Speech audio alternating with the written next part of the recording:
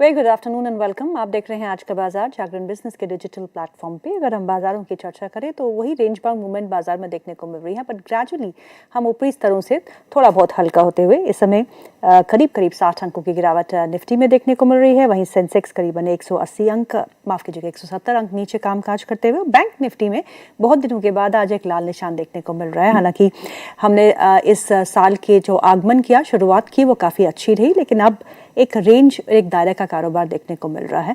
और क्योंकि अनिश्चितताएं इतनी सारी है जो ग्लोबल फ्रंट से हमको देखने को मिल रही है, उसके बीच हमारा बाजार फिर भी रेजिलियंस दिखाते हुए मिड कैप में आज थोड़ा बहुत हरा निशान देखने को मिल रहा है, लेकिन स्मॉल कैप इंडेक्स भी आज लाल निशान में बिल्कुल यहाँ पे बना हुआ है। सभी इंडाइसेस मेजरली दो को छोड़ के आज लाल निशान में है। आज दो इंडाइसेस जिसमें आज तेज़ी देखने को मिल रही है, उसमें आईटी शामिल है और थोड़ी बहुत मजबूती जो है वो कंज्यूमर ड्यूरेबल सेगमेंट में देखने को मिल रही है। पर आज बेसिकली आईटी जो है आज इंडेक्स को होल्ड करते हुए, रिलायंस में कल की बिकवाली के बाद थोड़ा बहुत संभलते हुए कभी हरी निशान में तो कभी लाल निशान में जाते हुए। ट्रेंट में दबाव आज भी बना हुआ है। कल हमने देखा कि ट्रेंट एक टॉप लूजर रहा था निफ्टी 50 का, लेकिन आज टाइटन में काफ़ी अच्छी तेज़ी है, क्योंकि बिजनेस अपडेट के बाद एक बहुत ही अच्छा रुझान हमको टाइटन में देखने को मिल रहा है। निफ्टी 50 का टॉप गेनर इस समय टाइटन है, जहाँ 4% का उछाल अभी भी देखने को मिल रहा है। इटर्नल कुछ अन्य कंपनीज है जहाँ पे हरा निशान बना हुआ है। इन्फोसिस, टीसीएस में भी आज हरा निशान देखने को मिल रहा है। दो खास मेहमान हमारे साथ जुड़ चुके हैं और वो इस साल में पहली बार हमसे जुड़ रहे हैं। Mister Sunil Subramaniam, founder and CEO Sense and Simplicity, and mister Amardev Singh, he is research and senior vice president at Angel One. आप दोनों का बहुत बहुत स्वागत है कार्यक्रम में। My first question goes to Sunil sir. Sunil sir, पहले तो आप इस साल में मुझसे पहले बार मिल रहे हैं, आपको इस वर्ष की बहुत बहुत शुभकामनाएं। Wish you are very happy and prosperous 2026। Sunil sir, बहुत कुछ हो रहा है दुनिया में बहुत कुछ हो रहा है सुनील सर। अब तो ग्रीनलैंड भी जाने वाला है, क्यूबा पे भी दाव लग रहा है, वेनेजुएला तो गया ही गया। तेल का खेल, इसे आप कैसा देखते हैं? What is the kind of impact जो आपको लगता है कि दुनिया भर के बाजारों पे इसका बढ़ना चाहिए? क्रूड तो कहीं नहीं जा रहा, क्रूड स्टिल उसी रेंज में फंसा हुआ है, वहाँ कुछ हलचल देखने को नहीं मिल रही, बट ये काम बिफोर द स्टॉर्म तो नहीं है? देखिए, जियोपॉलिटिक्स में ट्रम्प के बारे में तो कुछ unpredictability he best predictability about Trump है कि क्या करने वाले किसी को पता नहीं है। दो आपने तेल का खेल खेला है। देखिए, उनके लिए सबसे महत्वपूर्ण क्या चाहिए? रेट कट चाहिए। उसके लिए वो अभी नया पेवल का जो सक्सेसर है उसको भी सही तरह से चुन लेंगे, मगर उसके साथ साथ उनके हाथ मजबूत करने के लिए इन्फ्लेशन को नीचे करवाना है, तो उसके लिए तेल इंपॉर्टेंट होता है। ऑयल अमेरिका भी पंप कर रही है, शेल गैस भी पंप कर रही है, और ये वेनेजुएला की उन्होंने बता दी कि वो हमारे कंट्रोल में आ जाएगी और मार्केट प्राइस में हमको भी तेल सप्लाई करेगी। तो ऐसी बातों में क्लियरली अमेरिका का एक जो चीन का डोमिनेंस है रेयर अर्थ के ऊपर, उसके एनर्जी के थ्रू कंट्रोल करने की कोशिश है। तो ये एक टैरिफ का, ट्रेड वॉर का एक हिस्सा समझिए आप। और पर मैं नहीं मानता हूं कि इतनी जल्दी वो ग्रीनलैंड या उस पर कुछ करेंगे अभी क्यूबा पे, क्योंकि ये पहले हमको वेनेजुएला को ठीक तरह से मैनेज करना है। और खास करके अनसर्टेनिटी जारी रहेगी, क्योंकि इस फ्राइडे को यूएस सुप्रीम कोर्ट टैरिफ के बारे में भी अपना फैसला पहला सुनाने वाली। तो जियोपॉलिटिकल अनसर्टेनिटी तो कंटिन्यू रहेगी, मगर बाजार, इंडियन बाजार के ऊपर इसका ज्यादा असर मैं नहीं दिख रहा हूँ, क्योंकि एक तरफ हमारे लिए तो ये पॉजिटिव है कि अगर तेल प्राइस गिरने वाली है। सेकेंड चीज है कि ओएनजीसी का भी कुछ वेनेजुएला में कुछ एक्सप्लोरेशन की बात थी, तो कुछ डिविडेंड उनको वापस आना था। तो अगर वेनेजुएलन ऑयल पे सैंक्शन हट जाता है कुछ दिनों के बाद, तो इंडिया के लिए वो अच्छा है, क्योंकि हमने बहुत से कम कर दिया अपने वेनेजुएला से परचेज को, वो शायद वापस हम बढ़ा सकते हैं। तो ये भी काम आएगी, क्योंकि रूस से उतना तेल कम खरीदेंगे अगर वेनेजुएला से हम ले लें। तो नेचुरली मेरे लिए इंडिया का मार्केट में इसका ज्यादा असर मैं नहीं एंटिसिपेट कर रहा हूँ। ओवरऑल एक इमर्जिंग मार्केट के ऊपर जो जियोपॉलिटिकल अनसर्टेनिटी के ऊपर फ्लोज का जो दबाव रहेगा, उसका इंडिया में असर आएगा। बट इंडिया स्पेसिफिक कोई डरने वाली बात इसमें नहीं है, हमारी कोई इससे लेना देना नहीं है। और जोक्स तो, मीम्स तो बहुत चल रहे हैं कि आप डोसा में तेल मत इस्तेमाल कीजिए, ट्रम्प उसके ऊपर हाथ लगा देंगे। बिल्कुल, जो ट्रम्प ने है, पूरी दुनिया को ना मीम्स तो उनके बहुत ज़्यादा चल रहे हैं इस समय। अमर सर, बहुत बहुत स्वागत है आपका कार्यक्रम है। Wishing you to a very happy and prosperous 2026। Sir, साल की शुरुआत तो हमने बहुत अच्छी की, बाजारों ने एक नया उच्चतम स्तर भी बनाया, लेकिन अब एक रेंज बाउंड मूवमेंट देखने को मिल रहा है। कहाँ फंस रहा है बाजार अगर टेक्निकल चार्ट्स पे देखें तो? देखिए ओवरऑल जैसे सुनील जी भी कह रहे थे, जो फैक्टर्स हैं, फंडामेंटल फैक्टर्स और ड्राइवर्स हैं, कहीं ना कहीं they are pointing toward some sort of uncertainty which is there to stay. तो वो तो मार्केट्स में हमेशा रहेंगे। जी। ये जरूर एक अच्छी बात है कि क्रूड ऑयल प्राइसेस यदि नरम रहते हैं और उनमें एक कमजोरी रहती है, तो that's good for the India definitely and also for the global economy. हमारे लिए जो चिंता का विषय वो है रुपी जो डेप्रिसिएशन जो है, that is a cause of concern. जी। तो कहीं ना कहीं government and RBI is working towards that कि कैसे उस पे कर सकते हैं, but there also we have limited scope because gold में भी जिस तरह की रैली हुई है, रिकॉर्ड रैली हुई है, तो we are the largest importer, so उसका भी कहीं ना कहीं इम्पैक्ट है। पर ओवरऑल मार्केट्स की मैं बात करूं तो देखिए, मार्केट्स में जो स्टॉक स्पेसिफिक और सेक्टर स्पेसिफिक एक्शन हमें देखने को मिल रहा है। जैसे पहले हम लोगों ने ऑटो में एक अच्छी रैली देखी, उसके बाद बीच में एक आईटी में रिलीफ रैली हम लोगों ने देखी, फिर पीएसयू बैंकिंग स्पेस में रैली देखी, फिर मेटल्स में रैली देखी, फिर इधर फार्मा में recently we are seeing some rally. जी। तो एंड इंफ्रास्ट्रक्चर में cements definitely we seen some very good rally. तो कहना मैं ये चाहूंगा कि we should not be fixated on the market की बेंचमार्क कहाँ जा रहा है, ओके। क्योंकि benchmark we need to remember that benchmark is made up of the top 50 stocks and there also the significant weightage is on Reliance, HDFC, ICICI and all that.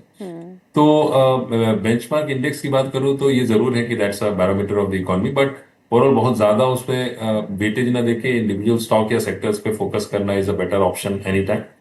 जब आपने पूछा है तो ये जरूर है कि यदि मैं इंडेक्स की बात करूं, निफ्टी की बात करूं, तो ओवरऑल ट्रेंड पॉजिटिव है, बट ये जरूर है कि कंसोलिडेशन फिलहाल दिख रहा है 26,400 on the upside and 25,700 800 on the downside with a positive bias, no doubt about it, क्योंकि जब भी करेक्शन आ रही है तो एक पुल बैक हमें देखने को मिल रहा है। और फिलहाल रिलायंस में जो एक हमें नरमी का रुख देखने को मिला, तो वो भी एक मेजर वेटेज।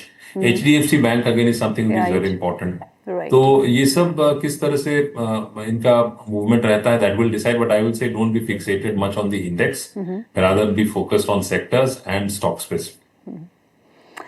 सुनील सर, अगर हम 2025 की बात करें, दैट वाज अ ईयर जहां पे फ्लाइट टू सेफ्टी देखा गया, यानी कि लार्ज कैप्स पे सबका ध्यान गया, चाहे वो आपके डोमेस्टिक इंस्टीट्यूशंस हो, उनका एक्सपोजर भी लार्ज कैप में बहुत था, चाहे वो रिटेल हो, उन्होंने भी अपने आप को संभाल के रखा और लार्ज कैप्स पे ही दाव लगाया। तो आपको अब 2026 में क्या लगता है, क्या ये ट्रेंड चेंज होगा? क्या आपको लगता है कि जहां हमने अंडर परफॉर्मेंस देखी बेसिकली स्मॉल कैप्स और mid caps, this is the year to be in this space of mid and small cap? मैं ईयर ऑफ टू हाफ देख रहा हूँ।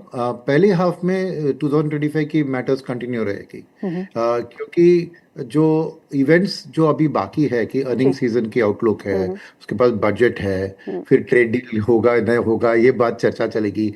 तो ये सब चीज़ों के क्लैरिटी आने तक आपको एफआईएस थोड़ा सावधान रहेंगे इंडिया में निवेश करने से, क्योंकि ये सब चीज़ वो भी ट्रैक करने वाले हैं। और जब तक कि एफआईएस वापस नहीं आते, आपको डीआईएस का लार्ज कैप में सेफ्टी के तौर पर इन्वेस्टमेंट जारी रहेगा, क्योंकि दो चीज़ें इसके पीछे, एक उनको भी क्लैरिटी की जरूरत है कि मिड एंड स्मॉल कैप की अर्निंग्स क्या उनकी वैल्यूएशंस को जस्टिफाई करने लायक आएगी इस अर्निंग सीजन में। अगर वो हो जाती है तो डीआईएस थोड़ी मिड एंड स्मॉल कैप पे शिफ्ट कर सकते हैं। अगर वो जो जैसे मैंने कहा, वो आपको शायद 45 days after the earning season, mid to late February में ही आपको एक क्लैरिटी पूरी तरह से दिखेगी in terms of domestic sectors. Second है बजट की रुझान में, क्या अगर कैपिटल गुड्स साइकिल को अगेन सपोर्ट कर रही है या कंजम्पशन साइकिल, उस हिसाब से आपको सेक्टर चुनना पड़ेगा।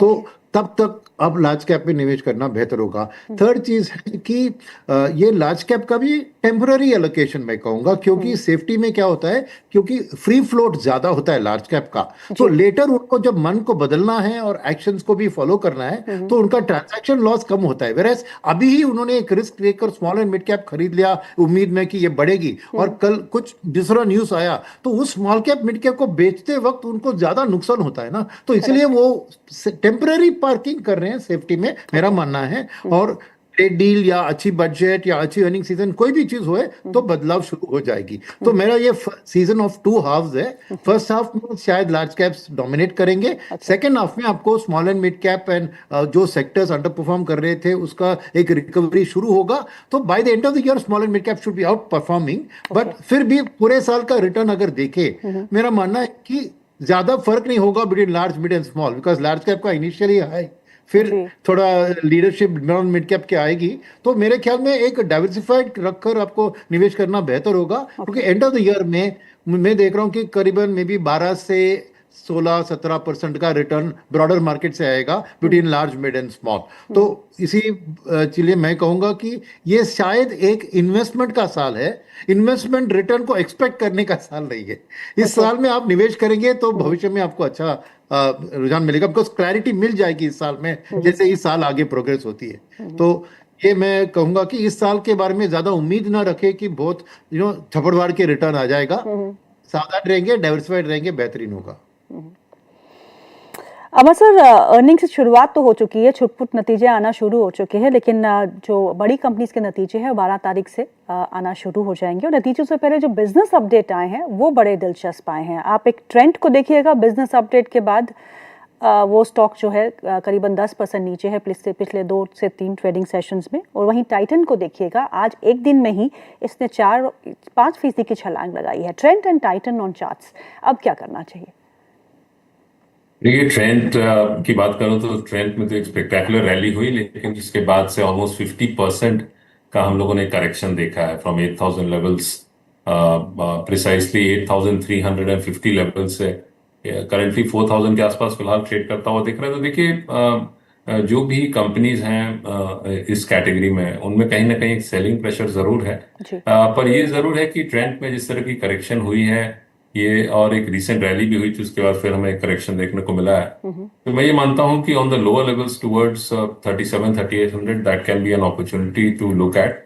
एंड यदि मैं टाइटन के बारे में बात करूं तो देखिए, जितने भी ये गोल्ड कंपनीज हैं एंड जो ज्वेलरी में है, कहीं ना कहीं एक despite gold prices being significantly higher, तो उसका एक दैट हैज जो आपने कहा, जो इनके जो सेक्टर के जो रिजल्ट्स में आए हैं एंड ओवरऑल सेक्टर ग्रोथ है, दैट हैज बीन गुड। सो कहीं ना कहीं अब बिग क्वेश्चन इज सस्टेन करना इंपॉर्टेंट है, बिकॉज इस लेवल पे जैसे गोल्ड के जो प्राइसेस हैं, फिर गोल्ड ऑलमोस्ट 1,38,000 के आसपास है गोल्ड। तो बाइंग कितनी रहती है और सस्टेन बाइंग कितनी रहती है। हालांकि टाइटन की बात करें, टाइटन में करेक्शन भी रहा है, कंसोलिडेशन का फेज भी रहा, और स्टॉक जो है वो 3800 और 4000 के बीच में काफी समय ट्रेड करता रहा। अभी स्ट्रक्चरली देखें तो पॉजिटिव है, स्ट्रांग है, जिनके पास है वो बने रह सकते हैं। फ्रेश एंट्री तो इस लेवल पे एडवाइस नहीं करूंगा, but overall it is strong on the charts. Strong support है that is somewhere around the 4000-4100 levels. Sunil sir, earning season अब शुरू होने वाला है, तो अर्निंग्स में आप कौन सा सेक्टर देखते हैं सबसे अच्छे अर्निंग्स की अनाउंसमेंट हो सकती है, जहां से बहुत उम्मीदें हैं हमको? एक तो बैंकिंग सेक्टर है जिसके बिजनेस अपडेट्स बहुत अच्छे आए हैं।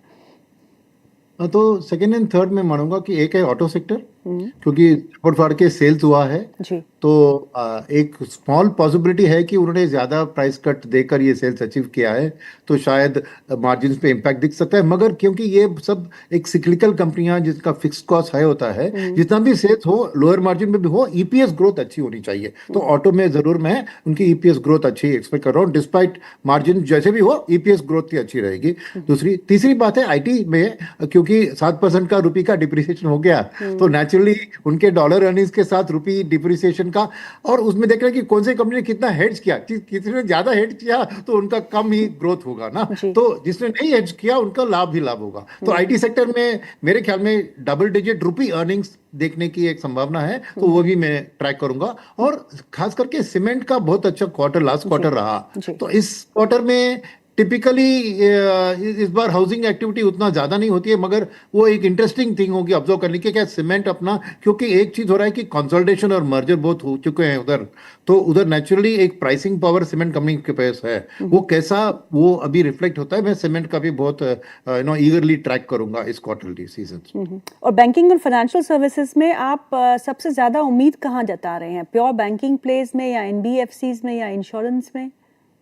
नहीं, मैं बैंकिंग और प्राइवेट बैंक और एनबीएफसी, क्योंकि ये जो ऑटो लोन की जो ग्रोथ हुई है ऑटोस की, तो auto loans private sector banks और एनबीएफसी सबसे आगे होते हैं, तो शायद ये जो क्रेडिट ग्रोथ का पिकअप सब बिजनेस डेवलपमेंट में रिपोर्ट कर रहे हैं वो ऑटो लोन्स के कारण होगा। तो नेचुरली लीडिंग एनबीएफसी और प्राइवेट सेक्टर बैंक में ही मैं इसका इम्पैक्ट ज्यादा पॉजिटिवली देख रहा हूँ। अमर सर, मेटल स्पेस ये काफी